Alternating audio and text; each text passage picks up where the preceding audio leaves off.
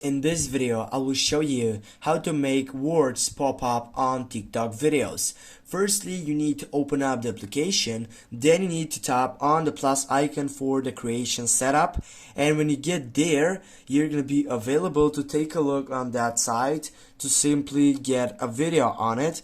Now I'm going to simply take over a video right now, and then when you get that record on it, just simply go on that right side down, and right here, as you can see on the first selection, you have that text on it. Just tap on it and say, for example, hi.